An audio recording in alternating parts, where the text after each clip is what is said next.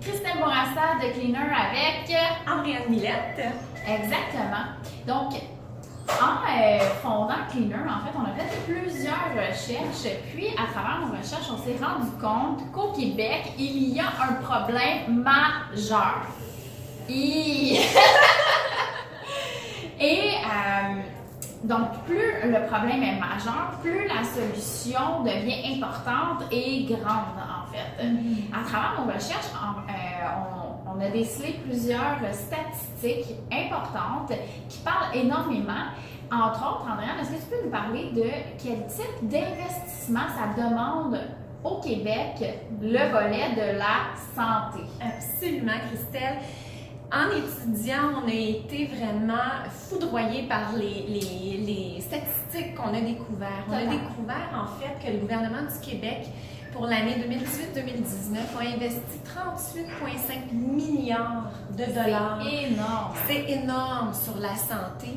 Et uniquement 18 millions de dollars, ce qui correspond à 0,03% du budget, est consacré à la prévention des saines habitudes de vie.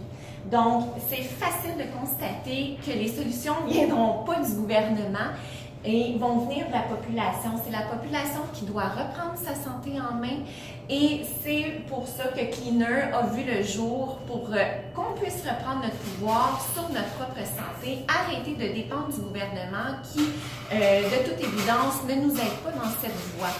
Donc, c'est la mission de Cleaner que de vraiment soutenir la population en offrant du coaching de qualité et des outils concrets dans cette voie-ci. Andréane, avec les mauvaises habitudes de vie, quelle est la conséquence la plus grave sur la santé? Écoute, Christelle, la conséquence la plus grave, selon moi, sur la santé, puis en regardant les statistiques, c'est vraiment le cancer. Hein? C'est l'ultime maladie causée par une mauvaise nutrition ou de mauvaises habitudes, malheureusement. Et les statistiques sont vraiment dramatiques, je trouve, à ce sujet-là au Québec. Donc, les statistiques nous démontrent que de nouveaux cas de cancer bondira de 35% dans les 15 prochaines années. C'est énorme. Ça va pas s'améliorer. Ça va pas s'améliorer, effectivement. C'est vraiment dramatique. En 2030, donc, 67 000 Québécois recevront un diagnostic de cancer comparativement à 53 200 en 2017. Donc, on voit là qu'il y a vraiment une progression. Il me semble que déjà, on trouve que de nos jours, en 2019, il y en a beaucoup de cas de cancer. Et ça va comme plus que doubler. Absolument. Tout le monde connaît quelqu'un qui est décédé de cette maladie ou qui en souffre présentement. En 2017, 21 800 personnes ont été emportées par un cancer juste dans notre province du Québec, ce qui représente 146 nouveaux cas et 60 morts par jour. 60 morts par jour d'un cancer. Aujourd'hui, il y a 60 personnes qui vont décéder d'un cancer. Absolument. Au Québec seulement. Juste au Québec, absolument. C'est assez dramatique quand même. Définitivement. Puis depuis l'an 2000, le cancer, donc, est la première cause de mortalité au Québec avant même les maladies cardiovasculaires. En moyenne, au Québec, tous les 10 minutes, quelqu'un apprend qu'il est atteint de cette maladie et tous les 24 minutes, quelqu'un en meurt. Donc, je pense que Cleaner, c'est plus tard que jamais d'agir au niveau de la santé, d'aider les gens à prévenir ce genre de maladie-là en transformant leurs habitudes de vie aujourd'hui. Puis, en plus, ce qui est dramatique dans cette situation-là du cancer, c'est que les statistiques nous démontrent que 75% des Américains ne consomment pas les aliments qui préviennent ces maladies-là chroniques. Malheureusement, les gens sont mal éduqués au niveau de la prévention des maladies et pour rester en bonne santé. Dans le fond, là, ne soyons pas la personne qui, dans les 10 prochaines minutes, apprendra qu'il est atteint d'un trouble ou d'une maladie comme le cancer. Oui, c'est possible d'éviter par l'intermédiaire de nos saines habitudes de vie. Absolument. On ne veut pas faire partie des statistiques. Pas du tout! On va être des super humains. Voilà. Est-ce que tu as des données statistiques en ce qui concerne la prochaine maladie qui risque, en termes de cause de décès, qui risque de rejoindre le cancer? Absolument, Christelle. On parle ici de l'obésité, de l'embonpoint. Une autre conséquence grave dans notre province, des mauvaises habitudes alimentaires. Donc, au Québec, 35% des gens font de l'embonpoint. 35%. Et 19% sont obèses. Et on n'est pas aux États-Unis, là. On est 19% au Québec sont obèses. Donc, je pense qu'on s'approche des États-Unis tranquillement, puis ça fait peur. L'obésité est reliée à plus de 400 000 décès chaque année en Amérique du Nord. Et cette cause de décès va bientôt rejoindre le tabagisme, malheureusement, dans les causes de mortalité au pays.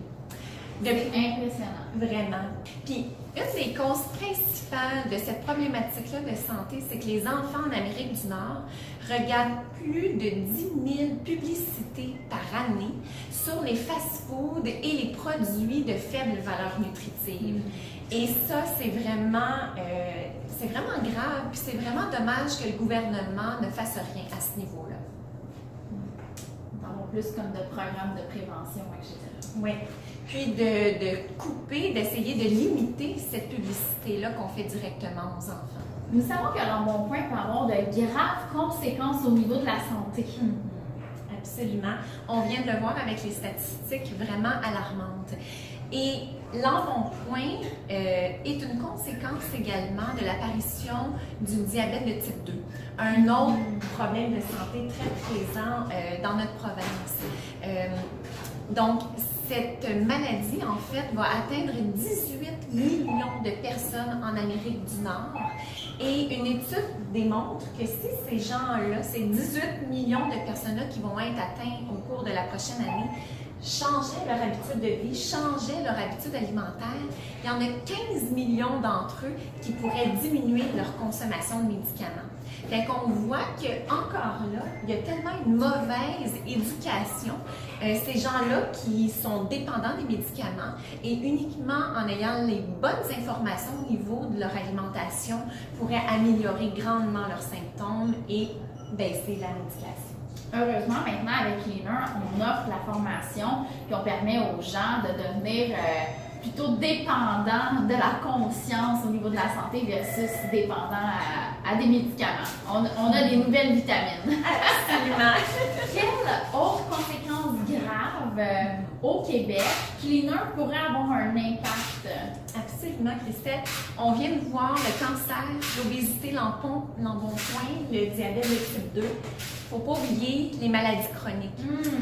Les maladies chroniques, on a étudié, en fait, on a regardé une des études les plus importantes sur la santé des Québécois qui a été effectuée dans les dernières années. Et ils ont regroupé les maladies chroniques les plus importantes. Donc, on parle de l'asthme, de l'arthrite, arthrose, les maux de dos, l'hypertension, migraine, diabète, maladie cardiaque, cancer, ulcère, accident vasculaire cérébral, maladie de crâne ou colite. Donc, ils ont regroupé ces maladies-là, puis ils ont étudié, ils ont posé un questionnaire et ils se sont rendus compte que 47% des répondants, et il y a eu plusieurs dizaines de milliers de Québécois qui ont répondu, donc 47% ont dit souffrir d'une de ces maladies-là. Donc, on est presque rendu à la moitié de la population québécoise qui souffre d'une maladie chronique. 17% de la population québécoise aussi présente des problèmes de santé, donc modérés à sérieux, selon cette étude-là. Donc, il est plus que temps qu'on passe à l'action puis qu'on change cette tendance-là une fois pour toutes au Québec. Mais il me semble, Andréane, qu'on avait d'autres statistiques. Il me semble qu'on avait d'autres statistiques, en fait, sur les habitudes de vie. Tu veux en discuter peut-être un petit peu? Absolument. Bien, c'est une étude quand même de 200 pages, donc c'était très, très complet sur la santé des Québécois. Et très intéressant à la fois. Très intéressant, définitivement. Donc, l'étude s'est rendue compte également que les Québécois ne mangent pas assez de fruits et de légumes. Donc, 53,4% des Québécois qui ne mangent pas le nombre de portions recommandées de fruits et de légumes qui est de 5 par jour. 5 par jour! Il faut s'en souvenir. Donc, Leaner va définitivement agir en ce sens où on va encourager les gens à manger plus de fruits et de légumes pour avoir toutes les vitamines et minéraux que le corps a besoin pour être en bonne santé. L'étude a également révélé que 36,3% des candidats ont été peu actifs ou sédentaires. Donc, on réalise qu'au Québec, les gens font aussi pas assez d'exercice, ce qui, on sait, peut causer des maladies dégénératives et plusieurs problèmes de santé quand on ne bouge pas. Tout à fait. Arrêtons cette tendance, ne faites pas partie de ces statistiques, c'est votre choix. Ça fait partie des choix en fait. On a le choix de faire partie de ces statistiques ou non. Donc, choisissez plutôt d'être en santé Parce qu'être en santé, c'est vraiment cool. Avec Leaner surtout. Merci tout le monde. Suivez-nous sur notre page Facebook, site internet ou autre plaisir.